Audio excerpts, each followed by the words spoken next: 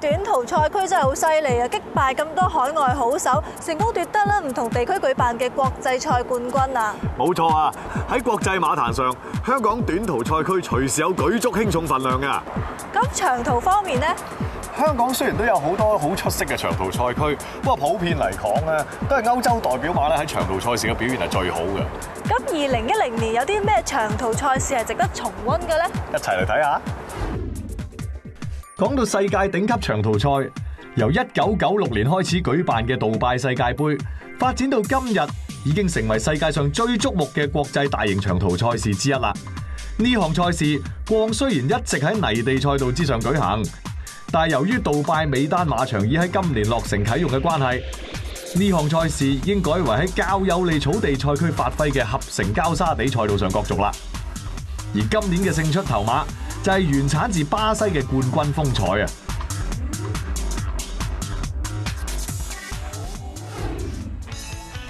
至於喺巴黎龍上馬場舉行嘅法國凱旋門大賽，歷史就當然比杜拜世界盃悠久得多啦。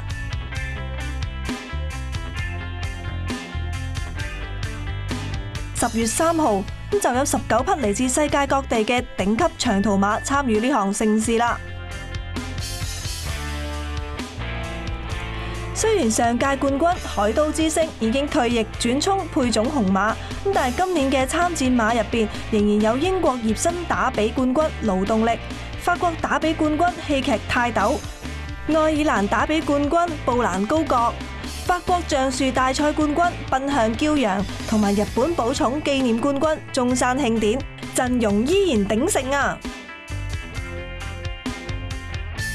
呢場賽事嘅競賽過程相當激烈，雖然去到最後階段出現唔少擠阻情況，但係英國葉森打比冠軍勞動力仍然能夠喺群區之中脫穎而出，最後以短馬頭之先力壓日本代表馬中山慶典，贏咗今屆嘅法國凱旋門大賽。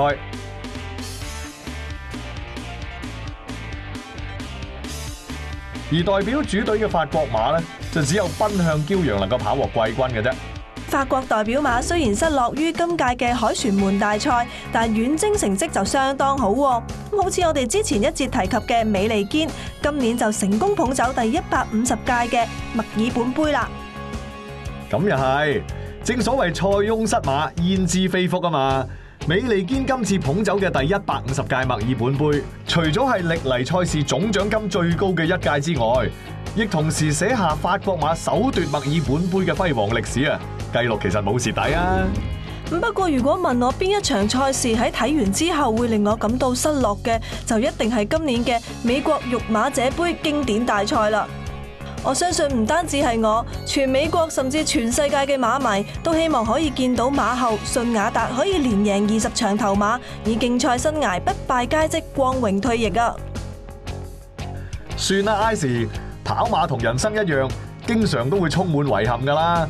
信雅達今次雖然唔能夠刷新全美國紀錄至光榮退役，但係佢由出道開始連贏19仗，而且其中仲有13項係一級賽例，成就已經係近代賽馬史上之冠咁滯噶啦。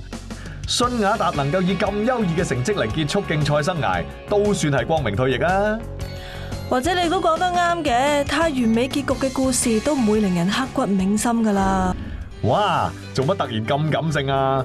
不過如果講到刻骨銘心呢，今屆日本杯嘅賽果肯定又係令人難以忘懷啊！我知點解。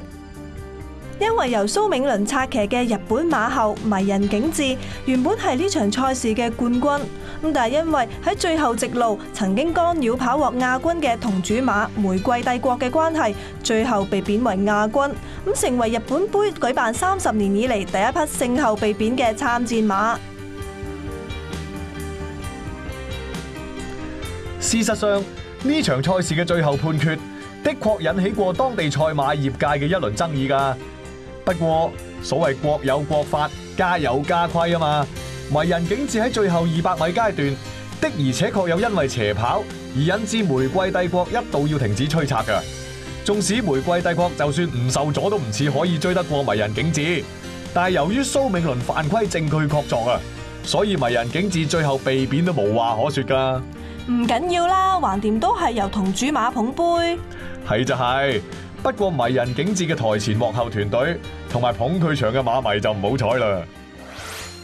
回顧咗咁多2010年國際馬壇嘅精彩賽事之後，就更加令人感覺到喺當今嘅世界馬壇，無論係賽區嘅實力、賽事嘅水準，其實年年都喺度不斷攀升緊㗎。冇錯，咁加上推陳出新嘅科技、流動迅速嘅資訊啦，令我哋更加容易掌握賽事嘅資料，提升對國際賽事嘅認識。綜合各方面嘅優勢，我哋先至可以為觀眾帶嚟更多有質素嘅精彩賽事㗎。講到精彩賽事，就梗係要緊貼我哋放眼馬世界嘅海外系列啦。下一集再見，拜拜。拜拜。